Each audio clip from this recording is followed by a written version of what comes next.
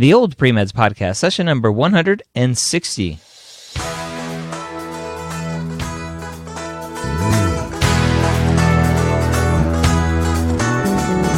You're a non-traditional student entering the medical field on your terms. You may have had some hiccups along the way, but now you're ready to change course and go back and serve others as a physician. This podcast is here to help answer your questions and help educate you on your non-traditional journey to becoming a physician. Welcome to the OldPreMeds podcast, which is one podcast, part of the MedEd Media Network at mededmedia.com. If you're new to the podcast, thank you for coming and listening. If you have been here for a long time, thank you for continuing to be here.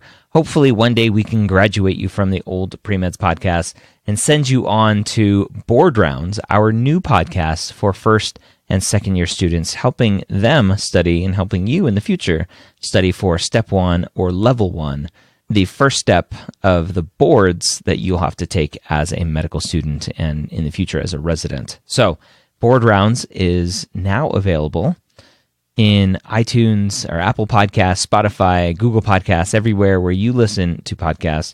If you are graduating into that world soon, go check it out. Again, that's Board Rounds, a podcast that I do with Board Vitals.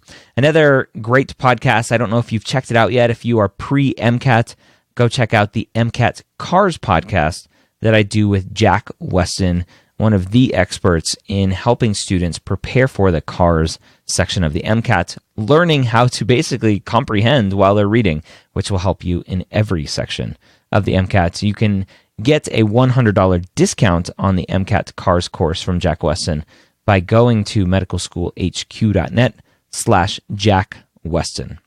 All right, let's jump into the content today. Content, again, we take questions directly from the non-traditional pre-med forum at medicalschoolhq.net/forums. Our question today is a student asking about consistency. The student says, I graduated from the University of Florida, go Gators, as I did, in 2010, the Go Gators was me adding that in 2010 with a 3.0 GPA and a science GPA of 2.67. I commissioned as an officer in the Navy and spent 6.5 years on active duty. Becoming a physician was my goal during undergrad, but I fell extremely short of living up to the standards of a pre-med student. During my time in the Navy, I got married, and my wife was a huge proponent of me following my dreams. I knew that in order to pursue matriculation into medical school, I needed to get my GPA up, so I started taking some online classes at a local state college, all science-based classes, to see if I still had the academic ability, and ended up doing well. This boosted my confidence. I decided to resign my commission and pursue admittance into medical school full-time. I was accepted into the University of South Florida, where I recently received a second BS in cell and molecular biology. Since the completion of my first BS at UF, I completed 51 additional credit hours, all science-based, received a 4.0 in all classes, and have increased both my science and cumulative GPA to a 3.22. My extracurriculars, active duty officer, October 2010 to 2016, a reserve officer, 2016 to present, shadowing, roughly 100 hours in 2009, clinical volunteering, roughly 300 hours from June to October 2016, a substitute teacher from 2016 to present, and mentor from 2017 to present, and research lab assistant 2017 to present. In knowing the majority of my background information, my question deals with consistency. In listening to Dr. Gray's podcasts, I know he preaches, and have heard this from other sources as well, that consistency is key.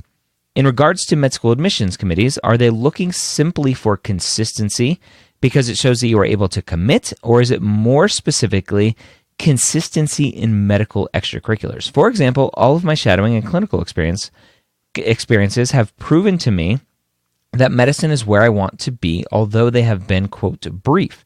I've shown consistency in several other areas, but not in shadowing or clinical volunteering. Unfortunately, I live in a very rural area in Florida, and finding shadowing opportunities has been extremely difficult. Thank you for all of the feedback in advance. So, consistency. I talk about this a lot in the pre-med years. I don't know how often I talk about it here on OldPreMeds, but this student, Trad, is spot on with consistency being key and something that I preach, and obviously something that he has heard elsewhere. Consistency the goal of consistency is not just consistency to show commitment. It is, as he is potentially questioning, it is a consistency in medical experiences. You need to have consistent clinical experience. You need to have consistent shadowing. You need to have this consistent, for some schools, volunteering, non-clinical volunteering. They want to see that as well.